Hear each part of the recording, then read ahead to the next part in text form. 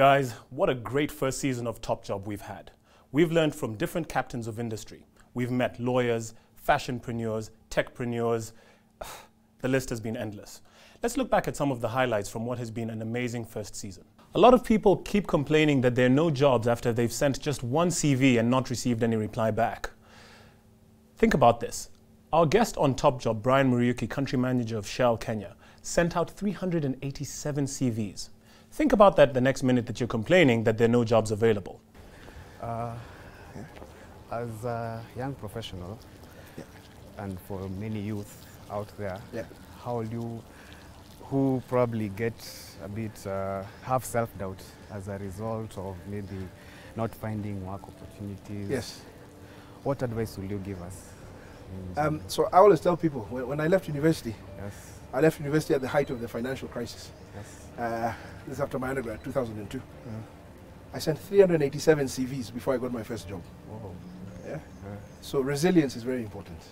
And I always tell people, being resilient is important, you know, because in this day and age, particularly now, it gets much more competitive. It is, yes. And so I always tell people, you know, that you need to look at it as it is competitive. There are a lot of smart people out there.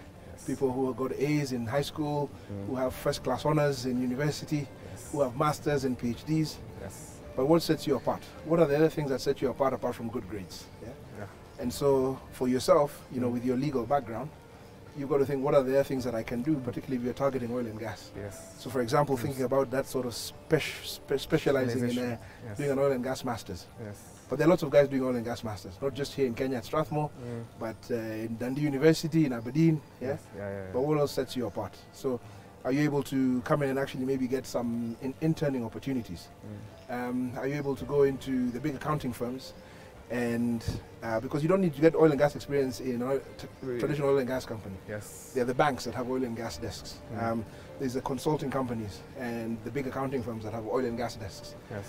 So what is going to set you apart so that you are competitive? We also got the chance to sit down with a power couple who defined great odds to build one of the biggest travel agency empires in East Africa. Simon and Sarah Kabu are the perfect example that you should not let your past define your future. Let's listen to what the CEOs and founders of Bonfire Adventures had to say. I was not an A material like him. I was a C material, but still I had a lot of passion and hunger for success. At one particular point, at the third year, something happened in our family that my parents couldn't afford college fees for me. So I was either to drop out of school, which now it was inevitable. I came to Nairobi Route 44, I became a makanga. So I used to beba there.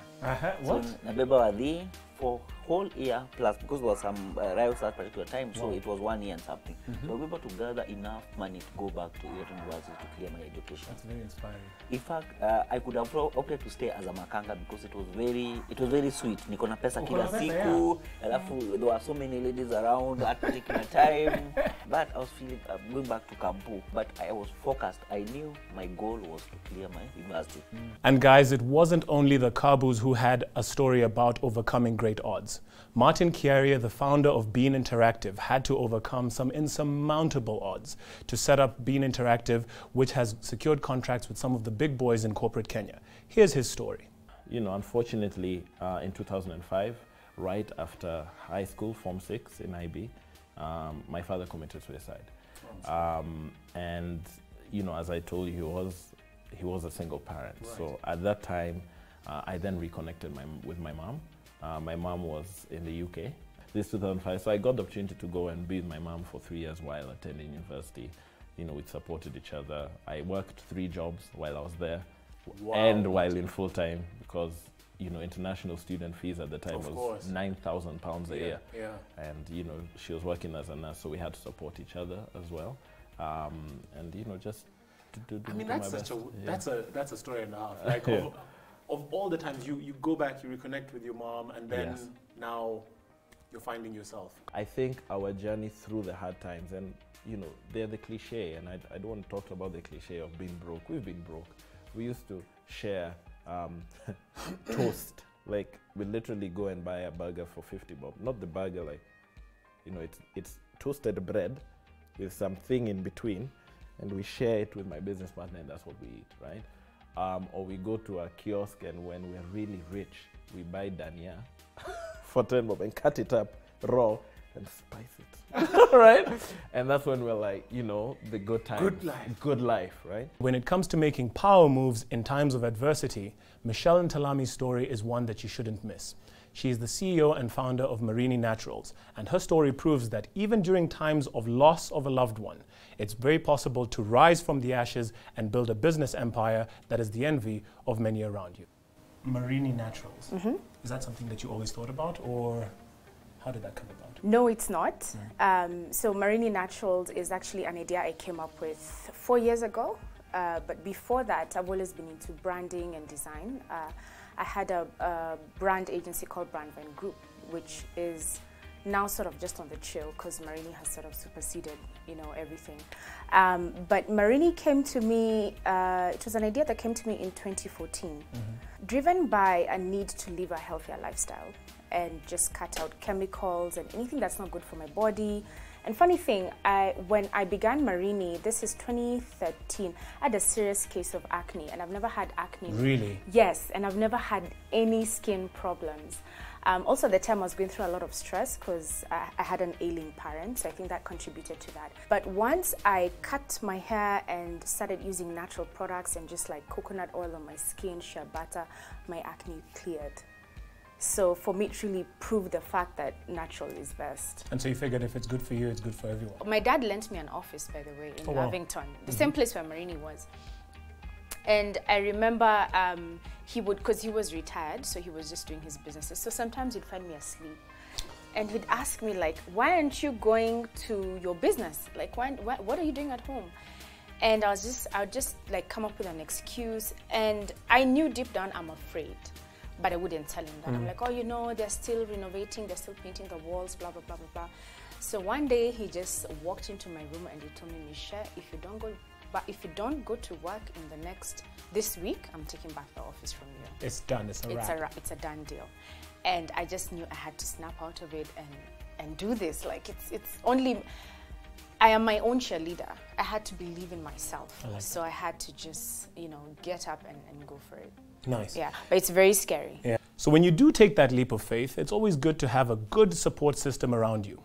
This was defined by the story of Joyce Gikunda, the owner and founder of Linton's Beauty World. Having an amazing support system around you is certainly useful when you're building a business empire that spans 10 stores and a beauty college. Joyce's story is one of determination, passion, and drive. Let's listen in. Now, Joyce, I've spent some time with you. We've spoken about so many things, and I wanted to quickly get into how you changed from wanting to be an agricultural officer to pharmacy and then eventually to business. Tell me about your journey. It's so inspiring, but now we have to tell It's very interesting the where you bring up that story, Manesi. Agriculture was very dear to me. Yeah. I grew up country.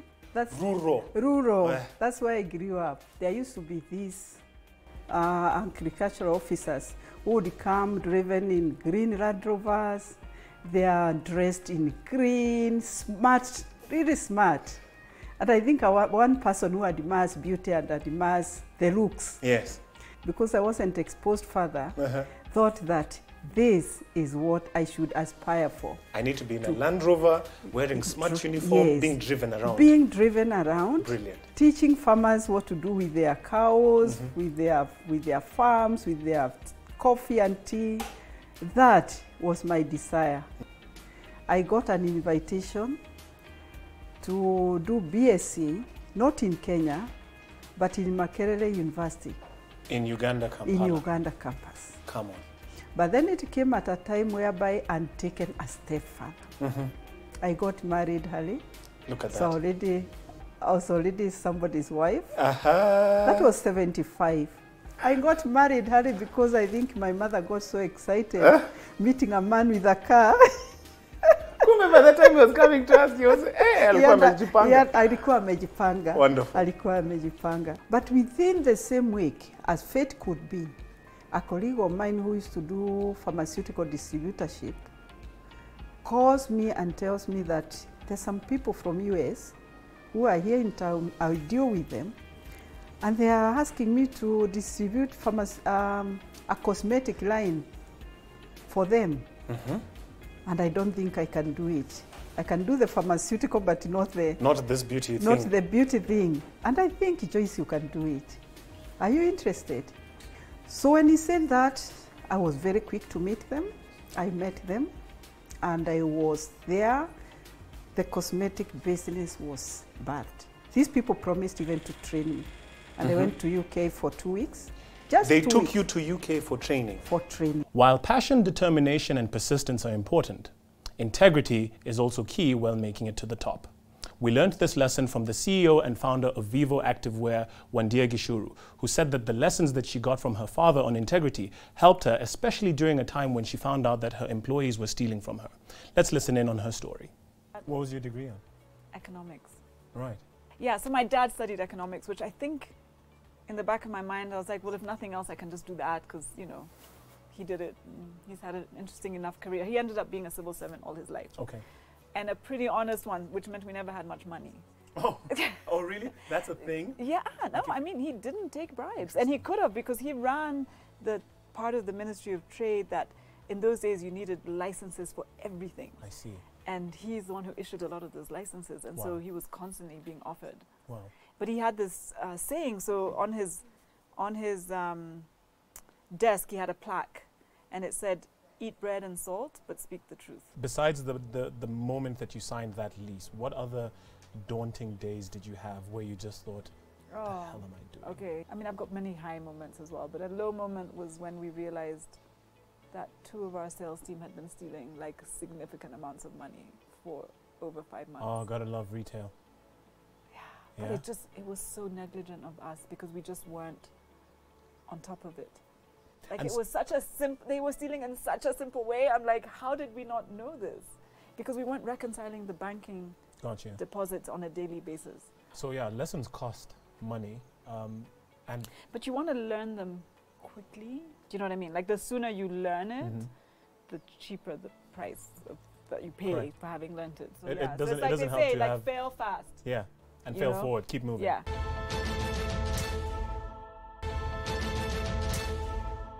And when it comes to persistence, guys, you really need to check out the story of Ronnie Osumba, the chairman of the Youth Enterprise Development Fund, who camped outside Starehe Boys Center besides not making the cut.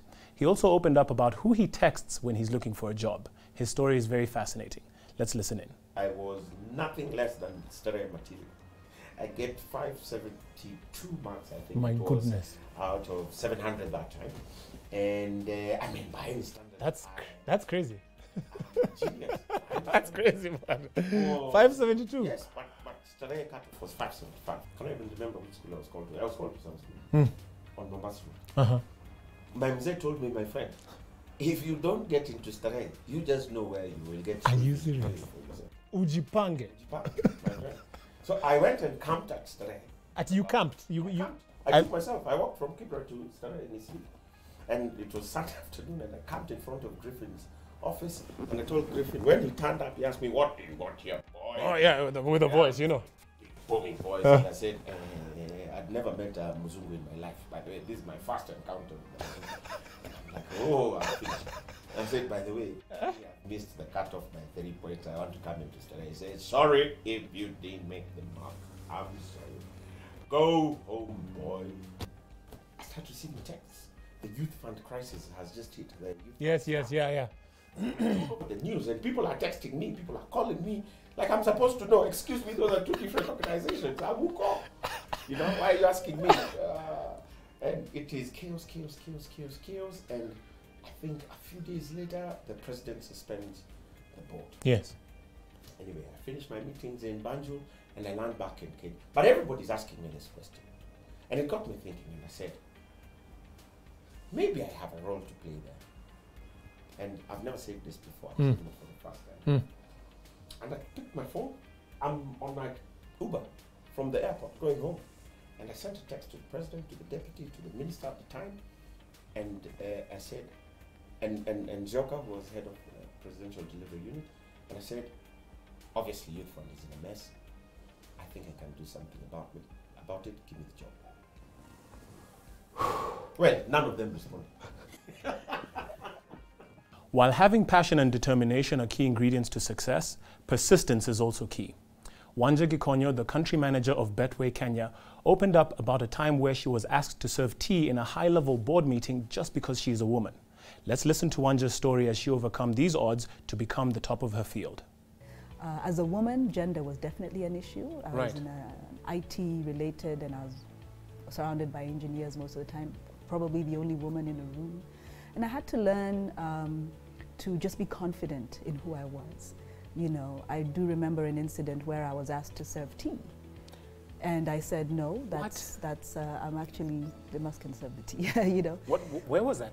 It was in a meeting in a boardroom, and obviously all men. And so just not rising up to the rage or to the anger or taking offense and bringing it back to why you're here. Okay, So we're you here held to it, you discuss. held it, you were like, okay, no, Yes, yes, I'm not going to do that, and you know, somebody else can do that, and then back to the meeting. In our time, it's a bit difficult, yes, to have the real you, put it out there, because social media is somehow validating who we are, and of course, if you are not, there's that fear of missing out if you're not doing what everyone else is doing. So there's a struggle in between balance of what you want. And most times it's the group effect. You know, you want to be caught up in the group. You want to do things as a group. You have your squad. That's what we call them. Okay. So it's quite a challenge having to balance books, and you have fun. You want to travel. You want to still please your parents. Yes, you have so much that you're dealing with. It is a lot, and yes, there is that. I guess peer pressure is there. Has always been there in every generation, and maybe more acutely for your generation. But don't get caught up in the hype. How many number of likes or whatever, double taps you get. That's not how you put food on the table or get yourself ahead. It is fun, it's entertainment. It shouldn't be what validates you, because that changes. People are fickle. Today you're trending, tomorrow, you know, everyone's cyberbullying you. So I think just having a healthy boundary of knowing who you are and not being influenced too much by trends. I call them trends, yeah. Sometimes in life, guys, it's not just about keeping an open mind and being open to opportunities, but actually taking a leap of faith. This is exactly what Kezi Mukiri, the CEO of Zuri Ignite, one of the biggest events management companies in Africa today, had to do. She started off as a lawyer and went into the uncharted path of entrepreneurship and events management. Let's listen to Kezi's story. But at home, I would be talking about the way nails are not adding up, and I would like a different challenge. You know, I don't think practice is for me, especially litigation. So what did you do? So I set up an event management firm. Because, of course, events management and law are the same thing. Zero. Zero. I had no history. I wouldn't say I had passion for events. I wasn't those kind of people. I mean, I can't tell you I was the one planning parties for people. Nobody would give a lawyer a party to plan for them. Yeah, how? First client was in the financial services sector, in the banking sector. It's interesting because I left formal employment on, you know, I think it was the last day of November, and our first major corporate event, actually the first client at all, the first event was 1st of December, the day after I left employment. Given chance you go back to that age that I'm in, what thing could you have done differently than that you never did? Quite frankly, I started this business when I was 26. Yes. If I had to go back, I would do it exactly the same way. That I would still go to university, finish my degree, maybe practice. I would do it the same way. Sometimes in life, you're going to start off on this path and end up going on a completely different one. Ravi Kohli, the managing director of Karibu Homes, showed that sometimes you need to keep your options open and be as available to success as possible, even at your best friend's wedding. Let's listen to Ravi's story. My father had always brought me up to say, find a good niche business and you'll be fine, kind of thing.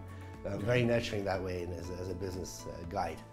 And once I did my degree, like many Indians, we end up being told what to do, and so I became an accountant. Absolute disaster. Oh, really? Yeah, I mean, now in hindsight it wasn't, but to anyone out there who's made a mistake, often the mistake turns into an advantage. Right. And in that period, I met my wife and got married. And what happened was my parents had this big reception, and Irfan, who is my founding partner of the business, is an old family friend. I've known him for years, and I met him at the party. And he said, Ravi, you know, what are you doing? I said, what are you doing? He said, I've started this business. I want to start this business called Karibu Homes. This is at your wedding reception. And I've just come back from honeymoon. I'm wondering, should I go and do an MBA? You know, am I going to live in the UK? What am I going to do? You know, new wife. A lot of things. And so he starts explaining that, look, they've been researching this affordable housing concept and they really need an MD to run it. So I said, look, I might have someone in mind. Can I send him on Monday morning? And he said, sure. I'm just doing this wedding thing. I'll be with you on Monday. So I showed up on Monday, and then that's where the whole ball started rolling. And for those of you who feel that you are multi-talented and multifaceted, I hope you listened to the story of Asif Karim.